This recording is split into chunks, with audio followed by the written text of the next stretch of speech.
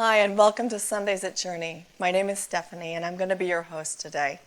If you would take out your cell phones and text the word welcome to the phone number that you see on the screen, we'd just like to thank you for joining us this morning. In it, you'll find a link, and through that link, you'll be able to provide us with your name, your email address, and your phone number. Not going to use it for anything else, just to let you know that we're glad that you're joining us here, and also to let you know what's going on with Journey this month. And before we get started with a word from Pastor Mark, here's This Hope with a beautiful song of worship.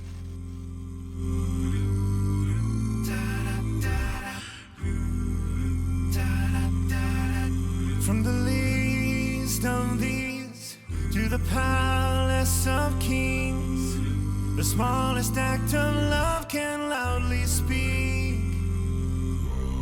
From the extra mile to the welcome smile, let our lives be more than words to those in need.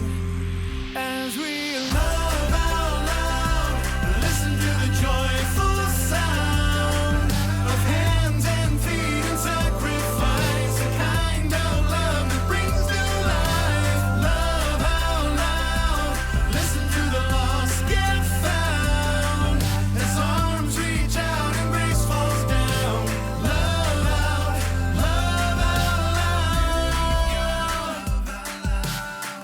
We've gotta love out loud. And the word won't be heard, and the truth becomes blurred. The selfless act of mercy can break through. In these times, these days, let our kindness lead the way to the hope, the grace, the message of the truth. As we love out loud, listen to the joyful sound of hands and feet in sacrifice, a kind of love that brings new life. Love out loud, listen to the lost get found, as arms reach out and grace falls down. Love out loud.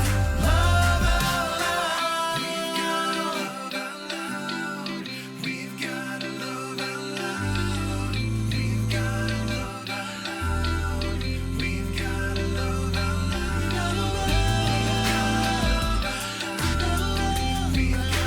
love out loud. We've gotta love out loud. Listen to the joyful sound of hands and feet in sacrifice, a kind of love that brings new life. Love out loud, listen to the lost get found, as arms reach out and grace falls down. Love out loud. We've gotta love out loud. We've gotta love out loud. We've gotta love out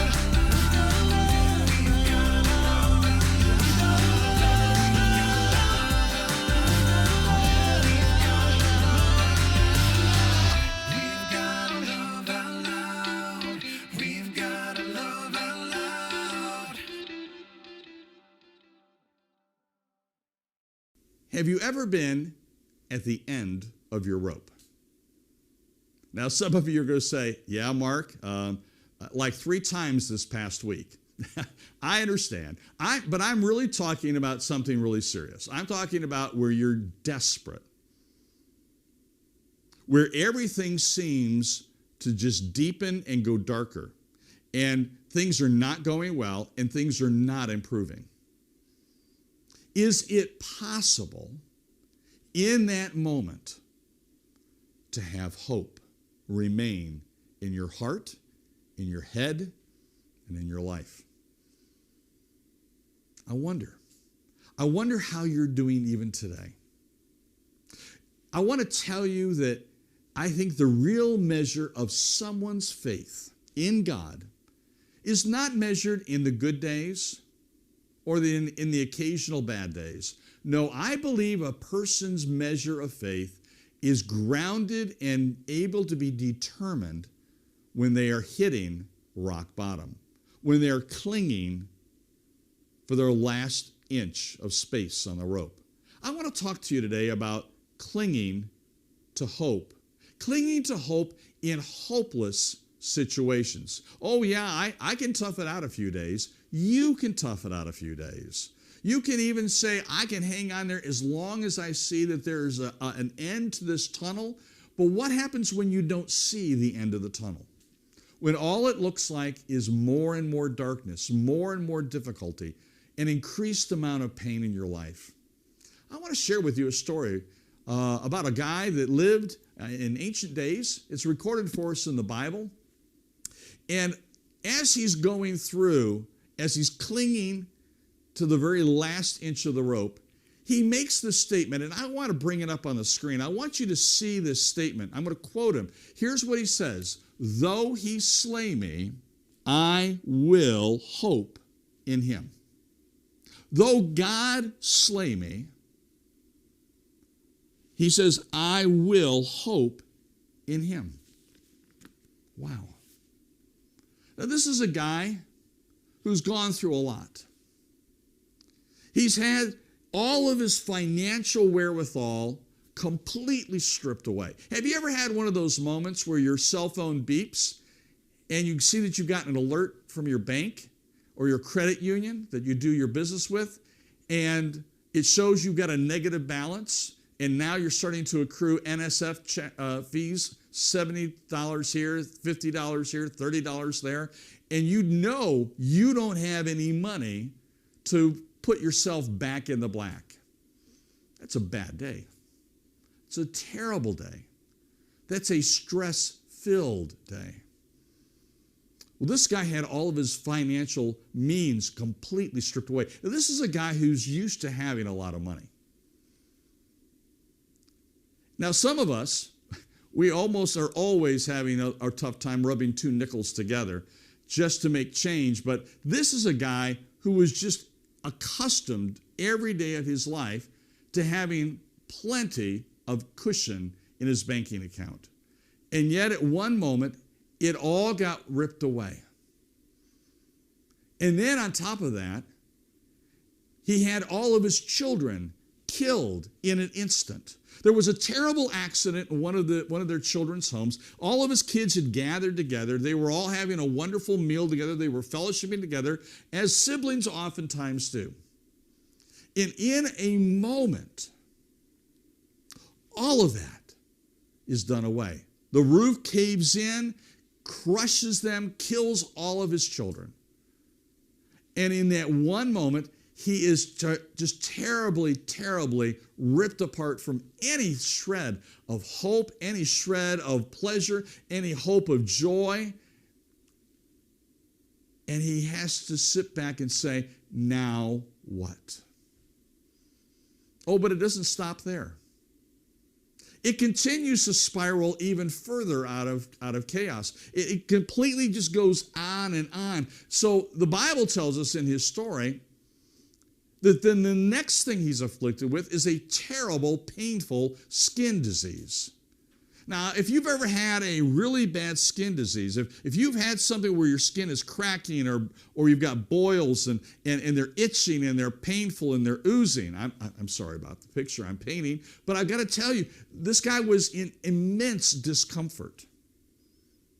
And so here this guy is, he's lost all of his children. Here's a guy who has zero money in the bank. He has no way to be able to even go out and get dinner for him and his wife. They have nothing left. And on top of that, now physically, he is in misery. And there he sits. And he has to take the ashes from a wooden fire and pile them up on the ground. Because it's only in sitting in those ashes that allows him to have any measure of comfort in his dilemma. And so here's this guy. He's gone through all of this misery. And day 1 goes by, and day 2, and day 3, and day 4, and day 6 and 7 turn into week 2 and 3. And he has some friends. And they've heard about his plight, and they've heard about all the terrible things that have happened in his life. And they all come together and say, we've got to go to this guy. We got to go to our friend. And we've got to be there to encourage him and support him. Well, they really didn't do a very good job. Have you ever had somebody come over and try to make you feel better, but it just made things worse? That's kind of how his friends did with him. And they told him that the reason he was suffering all these things is because he obviously had offended God in some way. He had done something wrong, and God was just punishing him for something. And that he just simply needed to figure out what it was so that he could atone for his sin and go to God and say, God, please forgive me of this. I realize I really messed up here, and I need you to forgive me. But you know what? He sat back and he evaluated his life, and he thought about it hard and long. And he listened to what they had to say, but it wasn't adding up. He knew that regardless of what the reason was that got him in such a terrible situation, terrible shape, he knew that it was nothing he had done in violating God's law that would cause or precipitate this terrible event to come on his life. And so, in response to one of his friends, he has the boldness and the clarity of mind while he's still in immense pain and discomfort to look at his friends that are sitting before him and say, you know what? I need to take my case to God. I think you guys are all crazy. And you're bringing no help to me. You're bringing no hope to me. And he says, I'm going to bring my case before God. Now, God may feel like I'm being disrespectful to him, and he may just simply kill me. And I think in a way, he was in such horrible shape, both physically and emotionally, that he almost kind of hoped that maybe God would take him out, that would at least bring him out of the painful situation he was in. And so he makes this comment. He says, though he, that's God, though God slay me, I will hope in him. In all of that terrible situation, this man who lived thousands of years ago, a half a world away from where we are today, even in that terrible moment, he still clung to hope. His hope was in God. His hope remained in God. Well, the guy whose story I'm telling you about is a guy by the name of Job. And his story is told for us in the passages of the Old Testament. And there, Job says something that I think is so powerful for you and for me in our lives today.